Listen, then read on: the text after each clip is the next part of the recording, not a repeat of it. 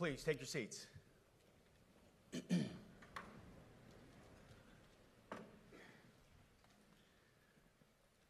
Well, Mr. Chairman, the Joint Chiefs, generals, admirals, commanders, officers, senior enlisted, NCOs, enlisted, and every member of our American military, good morning. Good morning and welcome to the War Department, because the era of the Department of Defense is over. You see, the motto of my first platoon was, "Those who long for peace must prepare for war." This is, of course, not a new idea. This crowd knows that. The origin dates to the 4th century Rome and has been repeated ever since, including by our first commander-in-chief, George Washington, the first leader of the War Department. It captures a simple yet profound truth. To ensure peace, we must prepare for war.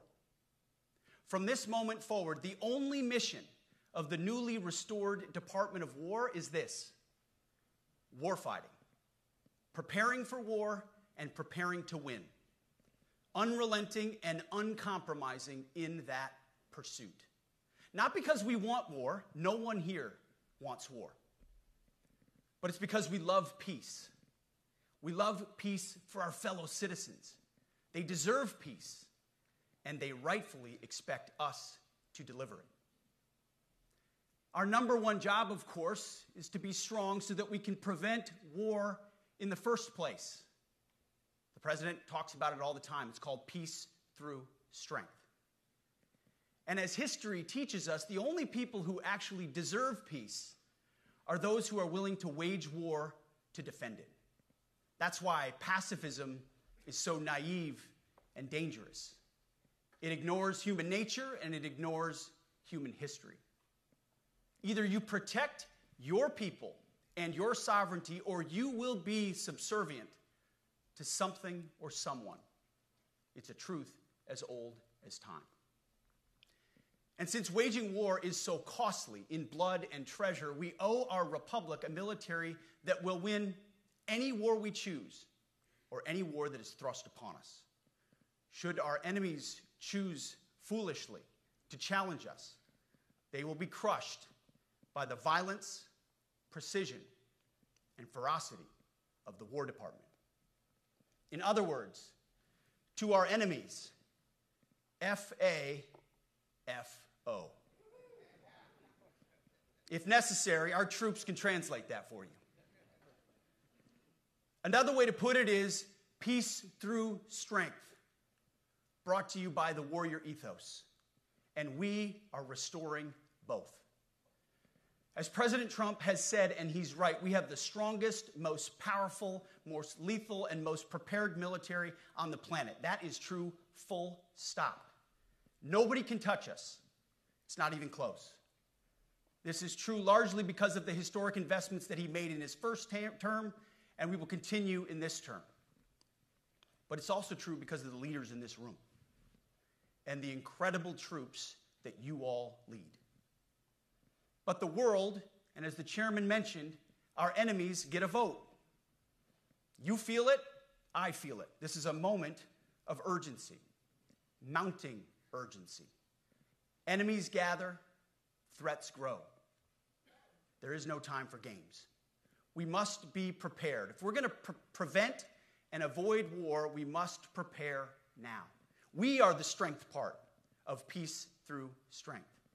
And either we're ready to win or we are not.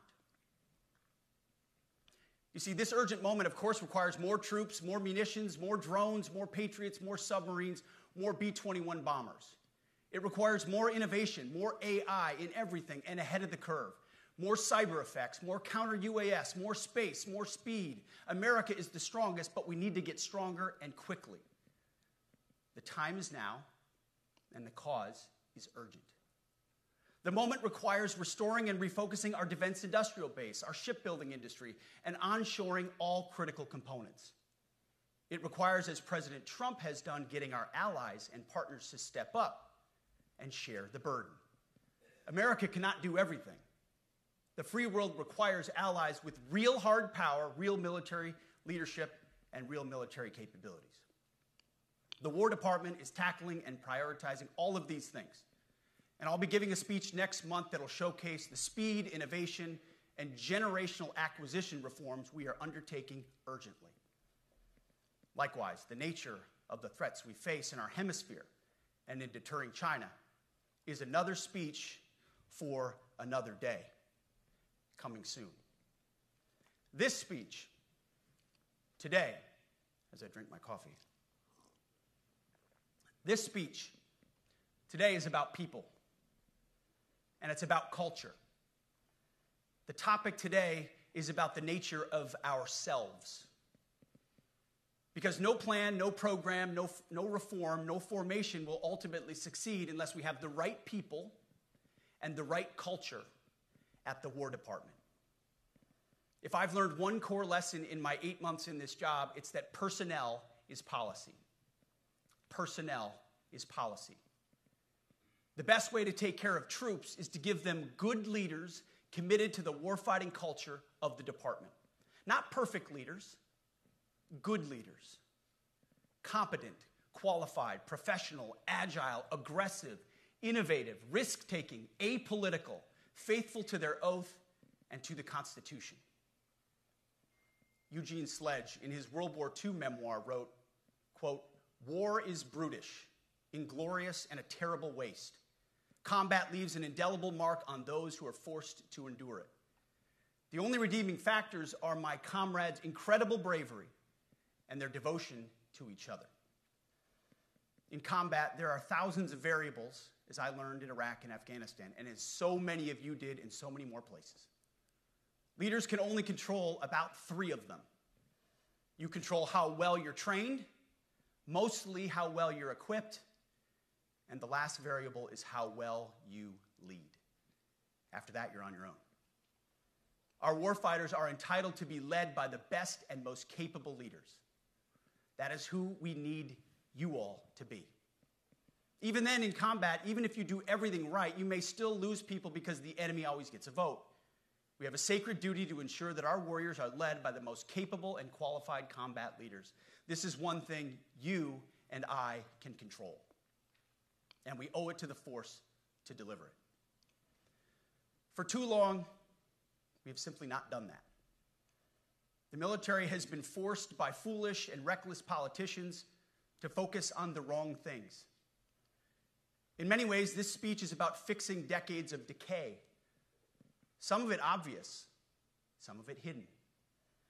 Or as the chairman has put it, we are clearing out the debris, removing the distractions, clearing the way for leaders to be leaders. You might say we're ending the war on warriors. I heard someone wrote a book about that. For too long, we've promoted too many uniformed leaders for the wrong reasons, based on their race, based on gender quotas, based on historic so-called firsts. We've pretended that combat arms and non-combat arms are the same thing. We've weeded out so-called toxic leaders under the guise of double-blind psychology assessments, promoting risk-averse, go-along-to-get-along conformists instead. You name it, the department did it. Foolish and reckless political leaders set the wrong compass heading, and we lost our way. We became the woke department, but not anymore. Right now, I'm looking out at a sea of Americans who made a choice when they were young men and young women to do something most Americans will not, to serve something greater than yourselves, to fight for God and country, for freedom and the Constitution. You made a choice to serve when others did not, and I commend you. You are truly the best of America. But this does not mean, and this goes for all of us, that our path to this auditorium on this day was a straight line, or that the conditions of the formations we lead are where we want them to be. You love your country, and we love this uniform, which is why we must do better. We just have to be honest. We have to say with our mouths what we see with our eyes. To just tell it like it is in plain English. To point out the obvious things right in front of us. That's what leaders must do. We cannot go another day without directly addressing the plank in our own eye, without addressing the problems in our own commands and in our own formations. This administration has done a great deal from day one to remove the social justice, politically correct, and toxic ideological garbage that had infected our department, to rip out the politics. No more identity months, DEI offices, dudes in dresses.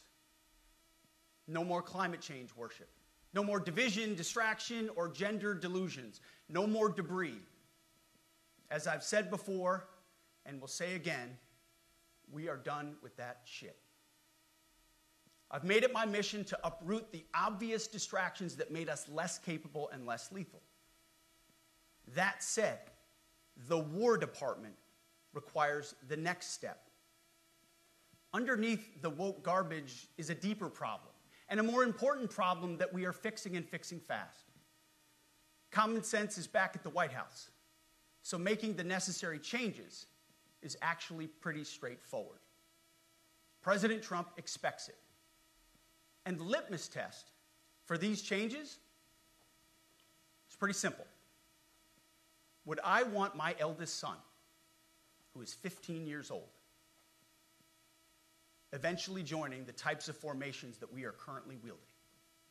If in any way the answer to that is no, or even yes, but, then we're doing something wrong. Because my son is no more important than any other American citizen who dons the cloth of our nation. He is no more important than your son. All precious souls made in the image and likeness of God. Every parent deserves to know that their son or their daughter that joins our ranks is entering exactly the kind of unit that the Secretary of War would want his son to join. Think of it as the golden rule test. Jesus said, "Do unto others that which you would have done unto yourself." It's the ultimate simplifying test of truth. The new War Department golden rule is this: do unto your unit as you would have done unto your own child's unit. Would you want him serving with fat or unfit or undertrained troops? Or alongside people who can't meet basic standards? Or in a unit where standards were lowered so certain types of troops could make it in?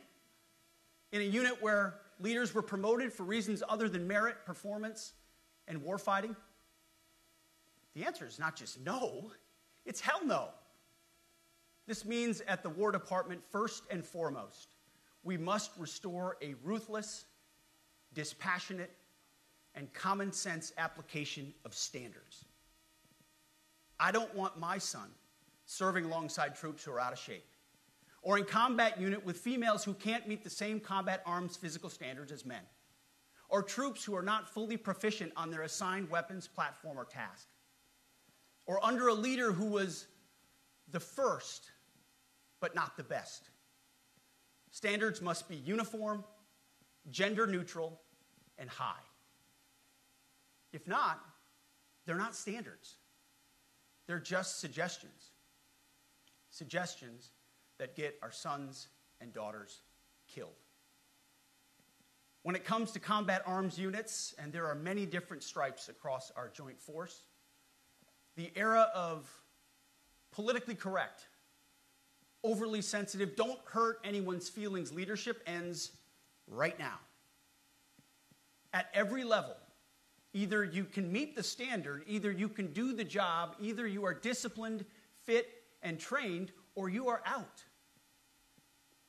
And that's why today, at my direction, and this is the first of 10 Department of War directives that are arriving at your commands as we speak and in your inbox. Today, at my direction, each service will ensure that every requirement for every combat MOS, for every designated combat arms position, returns to the highest male standard only. Because this job is life or death. standards must be met.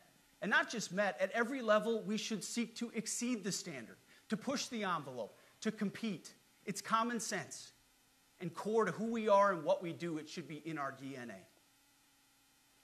Today at my direction, we are also adding a combat field test for combat arms units that must be executable in any environment at any time and with combat equipment. These tests, they'll look familiar. They'll resemble the Army Expert Physical Fitness Assessment or the Marine Corps Combat Fitness Test. I'm also directing that warfighters in combat jobs execute their service fitness test at a gender-neutral, age-normed male standard scored above 70%. It all starts with physical fitness and appearance. If the Secretary of War can do regular, hard PT, so can every member of our joint force. Frankly, it's tiring to look out at combat formations, or really any formation, and see fat troops. Likewise, it's completely unacceptable to see fat generals and admirals in the halls of the Pentagon and leading commands around the country and the world. It's a bad look. It is bad, and it's not who we are. So whether you're an airborne ranger or a chairborne ranger, a brand new private or a 4-star general, you need to meet the height and weight standards and pass your PT test. And as the chairman said, yes, there is no PT test. But today, at my direction, every member of the joint force at every rank is required to take a PT test twice a year, as well as meet height and weight requirements twice a year, every year of service. Also today, at my direction, every warrior across our joint force is required to do PT every duty day. It should be common sense. I mean, most units do that already, but we're codifying it. And we're not talking like hot yoga and stretching.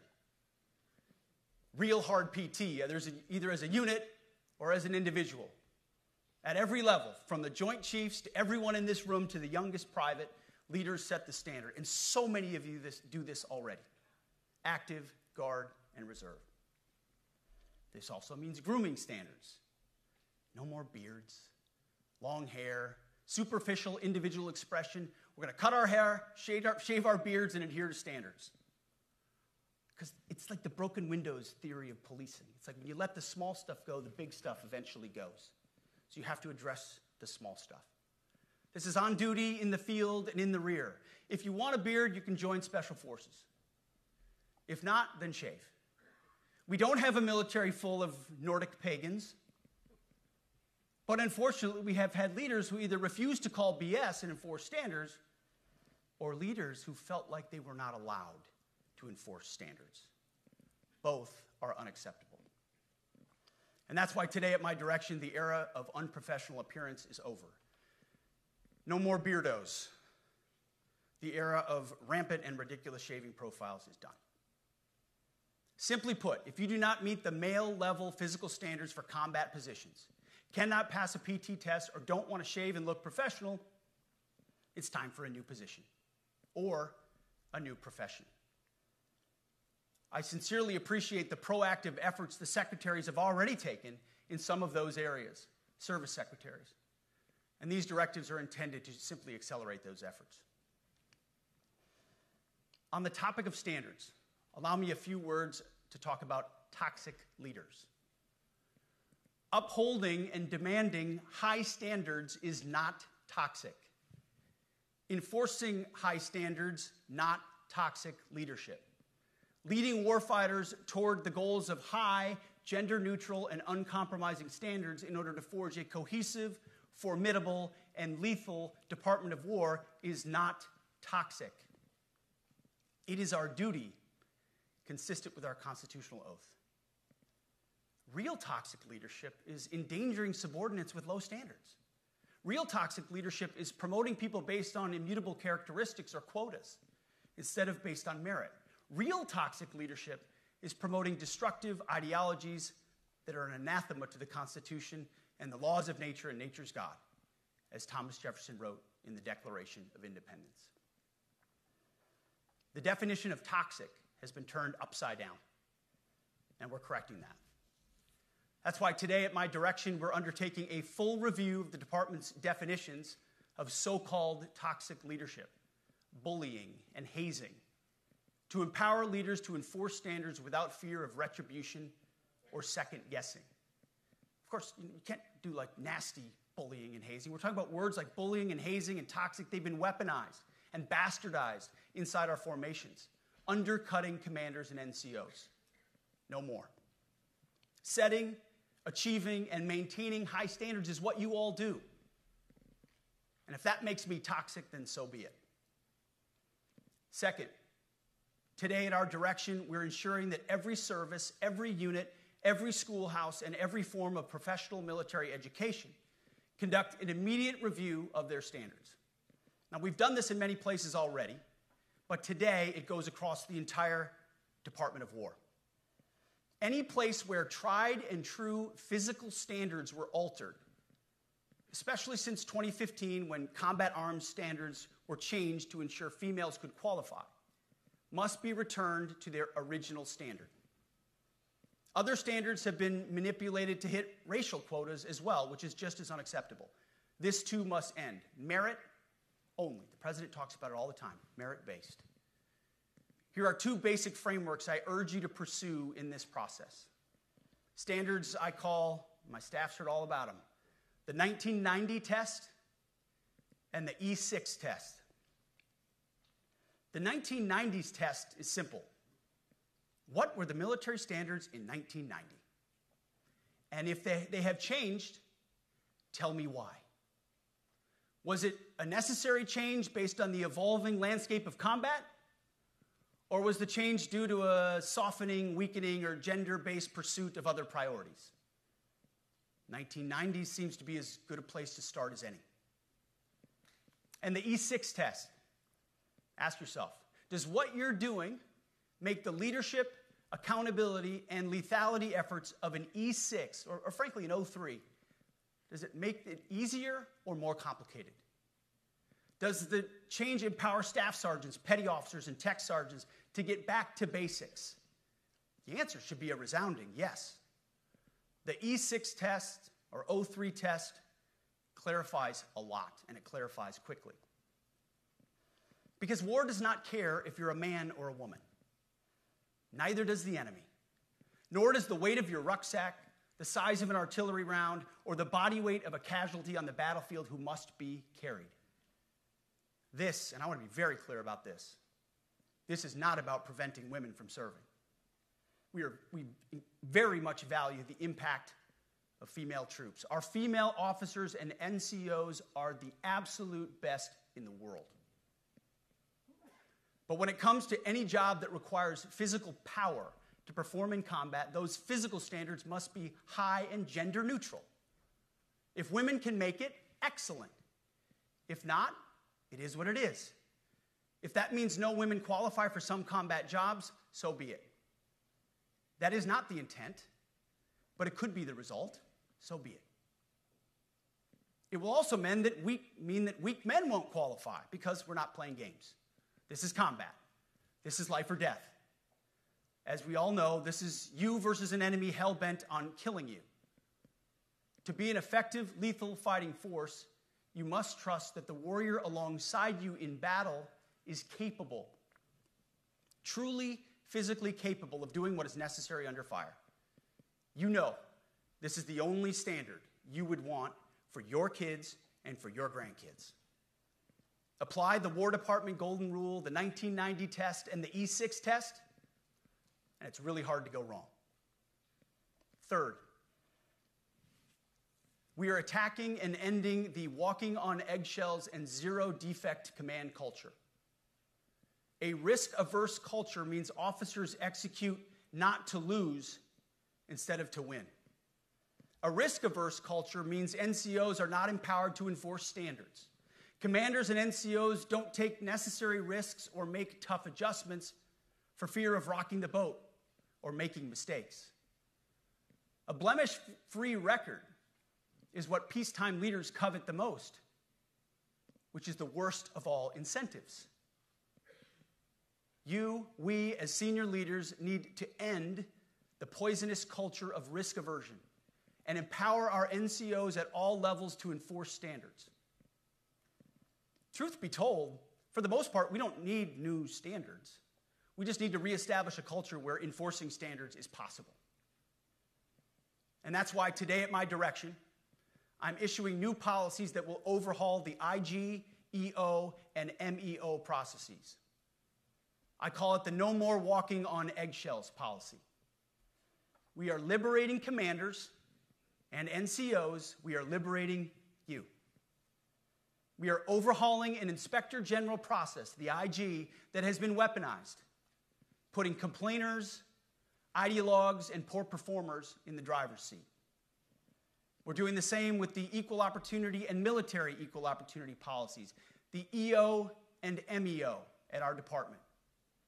No more frivolous complaints, no more anonymous complaints, no more repeat complainants, no more smearing reputations, no more endless waiting, no more legal limbo, no more sidetracking careers, no more walking on eggshells. Of course, being a racist has been illegal in our formation since 1948. The same goes for sexual harassment. Both are wrong and illegal. Those kinds of infractions will be ruthlessly enforced.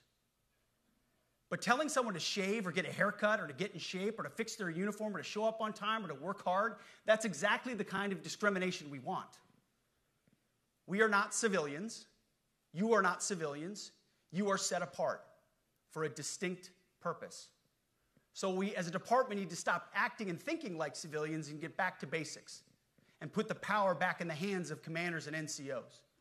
Commanders and NCOs who make life and death decisions. Commanders and NCOs who enforce standards and ensure readiness. Commanders and NCOs who, in this War Department, have to look in the mirror and they have to pass the golden rule test. My kids, your kids, America's sons and daughters. So I urge you all here today and those watching, take this guidance and run with it. The core of this speech is the 10 directives we're announcing today. They were written for you, for Army leadership, for Navy leadership, for Marine Corps leadership, for Air Force leadership, Space Force leadership. These directives are designed to take the monkey off your back and put you, the leadership, back in the driver's seat. Move out with urgency because we have your back. I have your back. And the Commander-in-Chief has your back. And when we give you this guidance, we know mistakes will be made. It's the nature of leadership. But you should not pay for earnest mistakes for your entire career. And that's why today, at my direction, we're making changes to the retention of adverse information on personnel records that will allow leaders with forgivable, earnest, or minor infractions to not be encumbered by those infractions in perpetuity. People make honest mistakes, and our mistakes should not define an entire career. Otherwise, we only try not to make mistakes, and that's not the business we're in. We need risk takers and aggressive leaders and a culture that supports you. Fourth, at the War Department, promotions across the Joint Force will be based on one thing: merit. Colorblind, gender-neutral, merit-based. The entire promotion process, including evaluations of warfighting capabilities, is being thoroughly re-examined. We've already done a lot in this area, but more changes are coming soon. We'll promote top-performing officers and NCOs faster and get rid of poor performers more quickly. Evaluations, education, and field exercises will become real evaluations, not box checks, for every one of us at every level. These same reforms happened before World War II as well. General George Marshall and Secretary of War Henry Stimson did the same thing. And we won a world war because of it. As it happens, when he started the job, Chairman Kane gave me a frame and a photo to hang in my office. A matching frame and photo hangs in his. It's a photo of Marshall and Stimson preparing for World War II. Those two leaders famously kept the door open between their offices for the entirety of the war.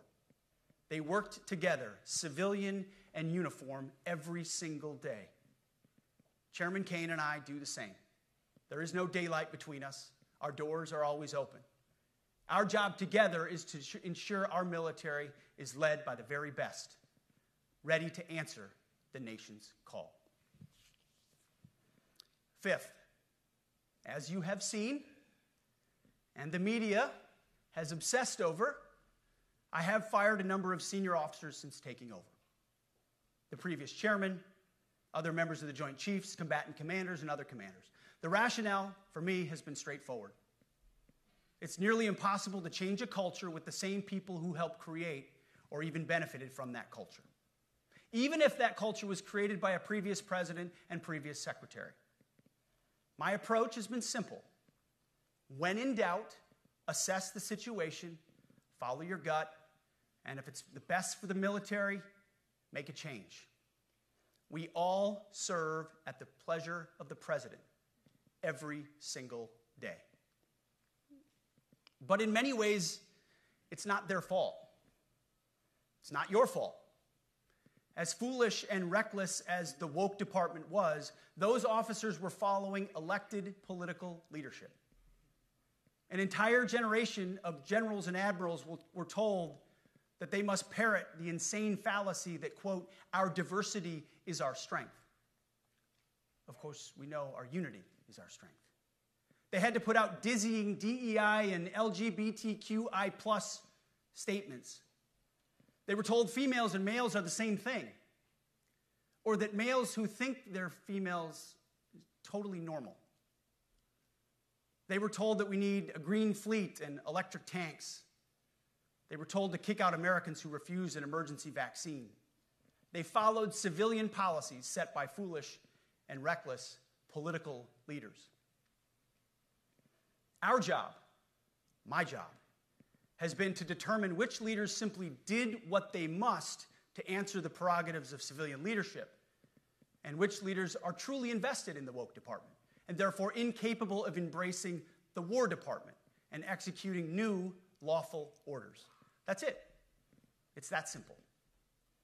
So for the past 8 months, we've gotten a good look under the hood of our officer corps. We've done our best to thoroughly assess the human terrain. We've had to make trade-offs and some difficult decisions. It's more of an art than a science. We have been and will continue to be judicious, but also expeditious. The new compass heading is clear. Out with the Shirellis, the Mackenzies, and the Millies, and in with the Stockdales, the Schwarzkopfs, and the Pattons. More leadership changes will be made, of that I'm certain. Not because we want to, but because we must. Once again, this is life and death. The sooner we have the right people, the sooner we can advance the right policies. Personnel is policy. But I look out at this group, and I see great Americans. Leaders who have given decades to our great republic, at great sacrifice to yourselves and to your families. But if the words I'm speaking today are making your heart sink, then you should do the honorable thing and resign. We would thank you for your service. But I suspect, I know, the overwhelming majority of you feel the opposite. These words make your hearts full. You love the War Department because you love what you do, the profession of arms. You are hereby liberated to be an apolitical, hard-charging, no-nonsense, constitutional leader that you joined the military to be. We need you locked in on the M, not the D, the E, or the I, not the DEI or the DIE of dime. By that I mean the M, military, of the instruments of national power. We have entire departments across the government dedicated to diplomatic, informational, and economic lines of effort. We do the M. Nobody else does. And our GOFOs need to master it in every domain and every scenario. No more distractions, no more political ideologies, no more debris. Now, of course, we're going to disagree at times. We would not be Americans if we didn't. Being a leader in a large organization like ours means having frank conversations and differences of opinion. You will win some arguments, and you will lose some arguments. But when civilian leaders issue lawful orders, we execute. We are professionals in the profession of arms. Our entire constitutional system is predicated upon this understanding. Now, it seems like a small thing, but it's not.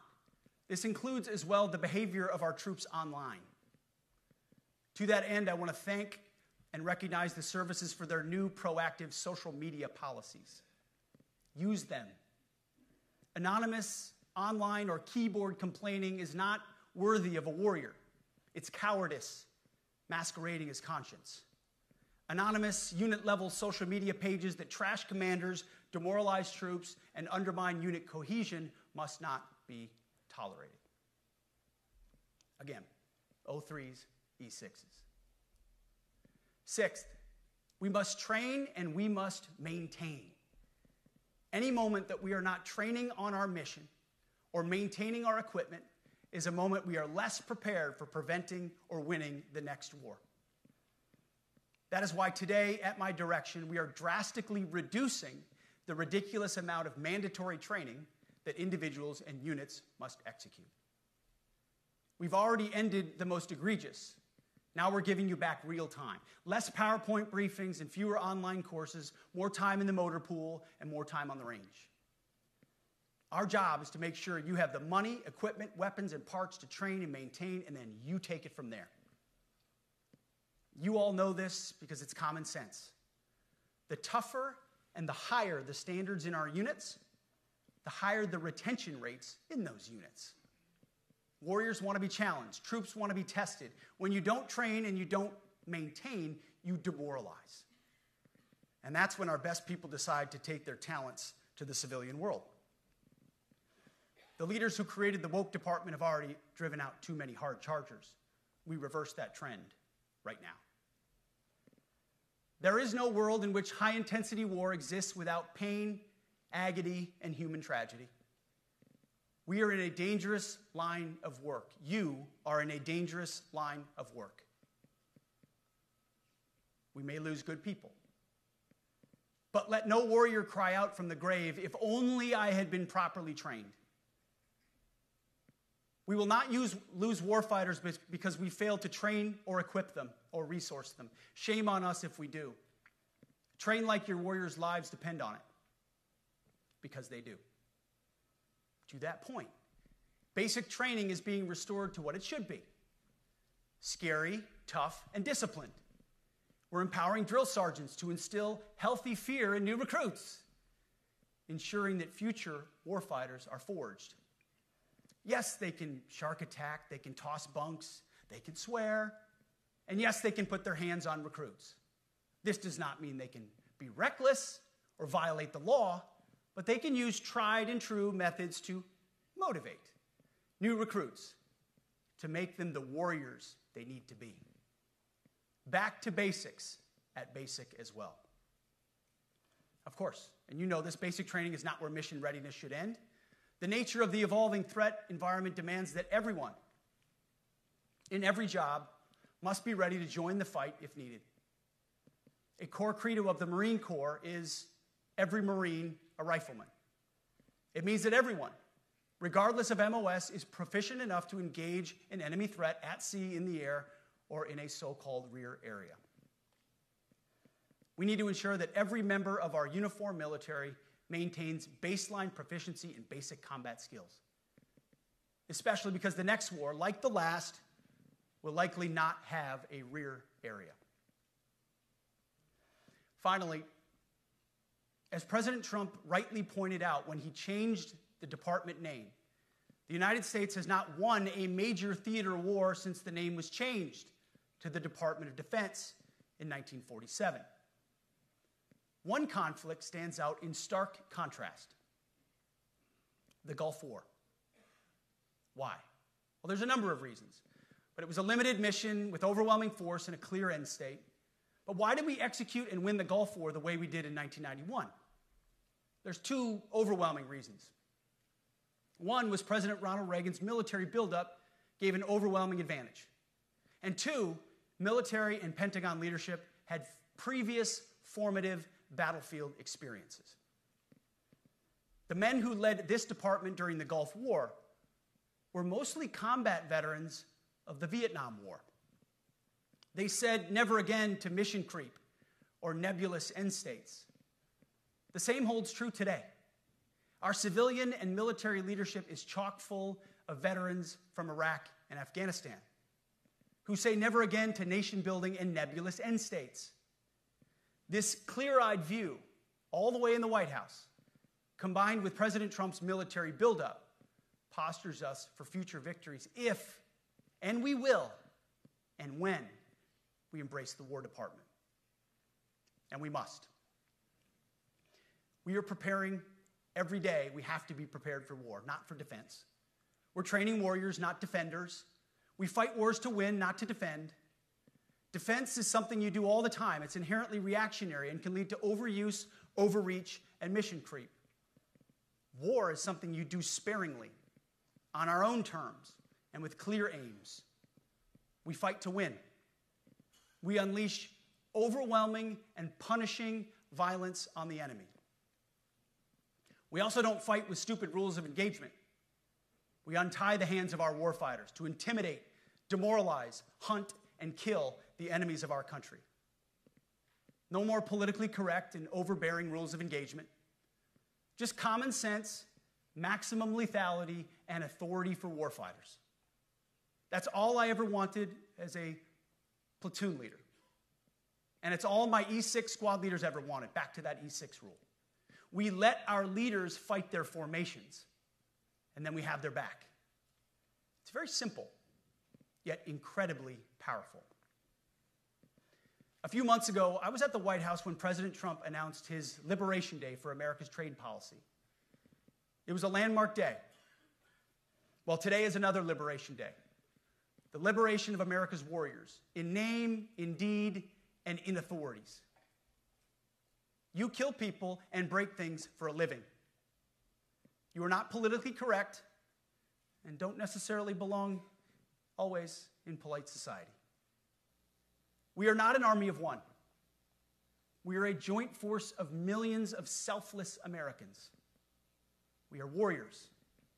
We are purpose-built, not for fair weather, blue skies, or calm seas. We were built to load up in the back of helicopters, 5 tons, or Zodiacs in the dead of night, in fair weather or foul, to go to dangerous places, to find those who would do our nation harm, and deliver justice on behalf of the American people in close and brutal combat if necessary. You are different. We fight not because we hate what's in front of us. We fight because we love what's behind us. You see, the Ivy League faculty lounges will never understand us, and that's okay, because they could never do what you do. The media will mischaracterize us, and that's okay, because deep down they know the reason they can do what they do is you. In this profession, you feel comfortable inside the violence so that our citizens can live peacefully. Lethality is our calling card, and victory our only acceptable end state. In closing, a few weeks ago, at our monthly Pentagon Christian prayer service, I recited a commander's prayer. It's a simple yet meaningful prayer for wisdom for commanders and leaders. I encourage you to look it up if you've never seen it. But the prayer, it ends like this. And most of all, Lord, please keep my soldiers safe. Lead them, guide them, protect them, watch over them. And as you gave all of yourself for me, help me give all of myself for them. And amen. I have prayed this prayer many times since I've had the privilege of being your secretary. And I will continue to pray this prayer for each of you as you command and lead our nation's finest. Go forth and do good things, hard things. President Trump has your back, and so do I. And you'll hear from him shortly. Move out and draw fire. because we are the War Department. Godspeed.